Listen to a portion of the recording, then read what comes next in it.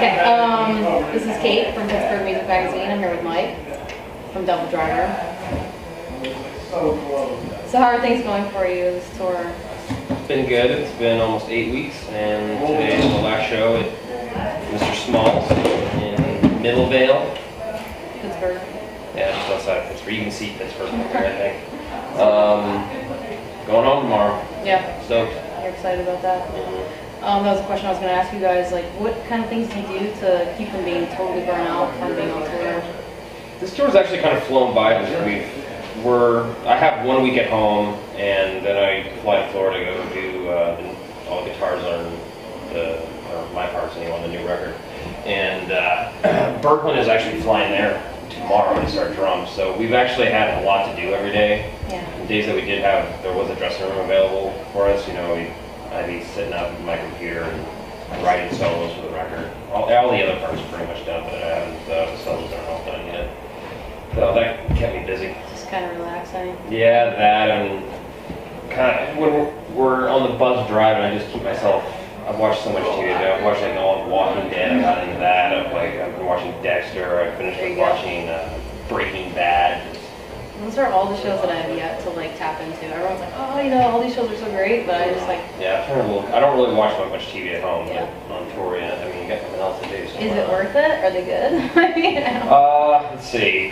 Dexter this season kind of sucks. The last season of Weeds I turned off. It was so bad. Let's see. I watched Shameless. That's a good show. Walking Dead is really awesome. I went on my Facebook page and it was just like, okay, who recommends what? And most people pointed towards The Walking Dead. Right, I know. It seems like the most popular thing for some reason. I don't know. It's pretty badass. I still have yet to watch an episode though. Yeah. No Dexter either? No, I don't know. I don't know. I was stoked actually. Me and some of my friends, we wrote some music for a music library, and based out of London, I was watching Dexter, and there's a scene where this guy is trying to kill this girl in his house. He's like chasing her through a maze, and all of a sudden I was like, that sounds like my music. That sounds like Devil. Yeah, I was like, no, at first I thought, yeah, that's pretty cool. I'm like, oh wait, shit, I recorded that. Yeah. You know, I was like, oh, that's sweet. I didn't even know that I got placed in Dexter. So like, what would you say is one of like your greatest accomplishments as a band together? I know you guys have been doing a lot like the past 10 years. Well, I think keeping it together for 10 years is quite an accomplishment. Okay. I mean, most bands, I remember reading this book about the music industry when I first started touring Devildriver, and they said the average band releases 1.5 records on average. You know, so the fact that we're going to do our 6th record very soon, I think is very cool. Another big accomplishment is playing main stage down, I think. You know, just having 70,000 people out there watching you play. Absolutely mind-blowing. I'm a fan. I've seen you guys several times over the past 5 years, and I always think that you guys have really pulled like a large amount of the crowd a lot of the time, so I think that's like awesome. And you are at the 10-year mark here. It's coming up, yeah. I think. Not for me though. I joined the band before, so I got a little while to go until my 10-year mark, but getting there. So are you looking forward to the next tour coming up in the UK? Is that going to be something that's you're excited about? That's going to be cool, man. You know, it's, Europe can be kind of a pain because, the buses aren't as nice, you get, cell phone bills, language barriers, currency, all that bullshit, but, yeah, it's cool that we're going to co-headlining with Cannibal Corpse. I mean, I first discovered them watching Ace Ventura when I was in middle school. Did I just said that earlier today. I was like, what was that band that was in Ace Ventura that Jim Carrey really liked? I didn't really have any friends that were into heavy metal when I was in high school. I had a few, so I was like, all my friends were into punk rock, Operation Ivy and Rancid, and, Where are they your friends? Closest thing I could get to metal back then. I'm joking. But, so I had no one to really, it was me by myself going trying to find something like, listening to or watching Headbangers Ball and what was ever on TV. There was no internet, and I remember watching that. I was watching it at home by myself, and I just put it on pause after I saw that. When fast forward to the credits, found out who the band was. Is that? And there was a Tower Records right down the street from my house, so I got my skateboard. I went down there and bought Bleeding, and I was bummed out because they were playing Hammer Smash Face, which is on Tomb of the Mutilated. And so I didn't have that song, so that was the next record I bought. But I I've never heard death metal. Yeah, and now you're playing with them, right? Yeah, so it was Weird. cool. I never thought that we'd be doing a co-headliner with them in Europe. I was just gonna ask you guys about that, like, what's that gonna look like for you guys? I think it's gonna be. I think it's gonna be interesting. I mean,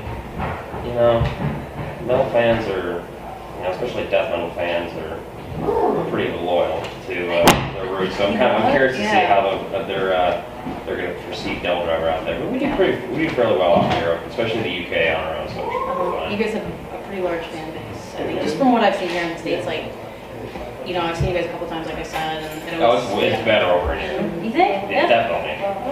I think for every metal band, it is. Yeah, I don't. Maybe I should move. I don't know. I'm in the wrong spot, maybe. I don't know.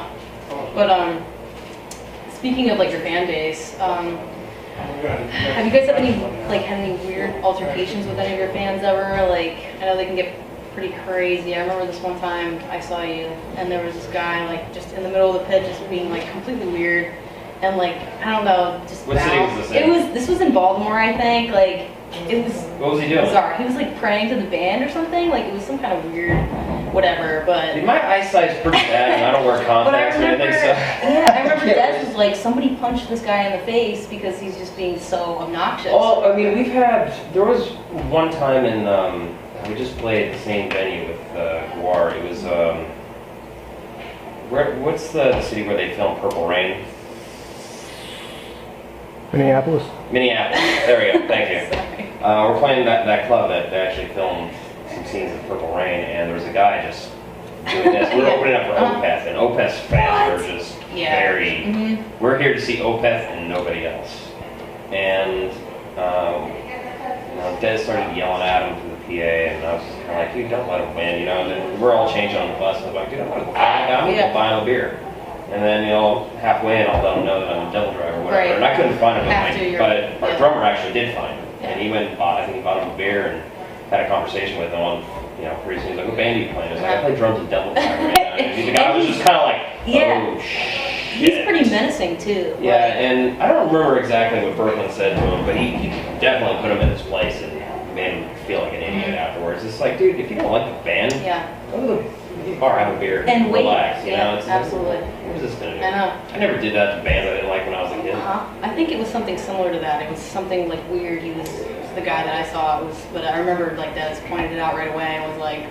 We don't really get that very much anymore. It was more toward the beginning. A lot of people in the whatever kind of metal you want to group us into. We're into the new metal scene, and it was Des being in Cold Chamber, and him kind of going to a much heavier band. Some people thought it was false metal, it wasn't true. But that was more in the beginning. We didn't really get that anymore. Kind of got away. I think you guys really do a really great job of like espousing like your sort of overall like message as a band together, or maybe like personal vendettas like that you want to espouse like a positive influence like on your fans, like not to be like nihilistic, you know what I mean? Well, I mean, as far as the message goes of the band, honestly, I don't really have anything to do with that. As far as unless it's instrumental, Des writes all the lyrics, and every now and then he'll come to us for advice. Like on this record, him and Berkman have really been sitting in the back line a lot, working on lyrics together. But he Des writes a lot about stand up for what you believe in, and be motivated. And if you want something, go out there and get it. Yeah, I like that mantra. Is yours sort of similar, or do you go? Definitely. I don't believe in being lazy, and if you want something bad enough, just keep on working at it until it comes. Excellent. I've been wanting to play guitar in a heavy metal band since I was 6 years old. And I've been able to do it for a living, even I'm not making millions of dollars like I thought I would be. But that's to make a living from playing guitar. I'm stoked. That's the most important thing, though, I think. So you always be authentic in that way. And I think it definitely shows, like in your music and everything else. I mean, who knows? Maybe if we were a band in the early '90s and we were making a lot more money, maybe it would have gone to our heads, and we probably would have all bought houses out in California, and now they'll all be worth nothing because the real estate market's out there. So it's like sometimes everything happens for a reason, maybe. And, maybe the lack of selling a million records has kept us humble and kept us together. Where a lot of bands, we throw a lot of money in there, it goes their head, people are doing drugs, and buying fancy cars. cars and just throwing their money down the toilet. We're in a position Yeah, that we can do I that. never really saw that from you guys ever. It's kind of like, wow. Well, I don't think any bands, Yeah. unless you're like Nickelback or Yeah, you know, let's not talk about them. but you know, yeah, there's not a whole lot of money out there these days. So you're looking forward to this next tour, and anything you would like to see, like from like any short-term goals from you guys that you're interested in? Right now, I'm just focusing on the next record. And, the fact that we're even going to Europe in February hasn't even really crossed my mind. Yeah. You know, I just want to get the record done and over. We've been working on it for so long. Yeah. So getting to that point, like, oh my God, please just record it. You know, I just want to. Just want to get it done. It's not so much that I want to get it done. I just want to get it started. Yeah. You know, and just kind of get the ball rolling. But I love being in the studio. I think it's a lot of fun. Awesome. Well, you know, good luck with everything in your future, and good luck on the tour, right? Thank you. Thanks a lot.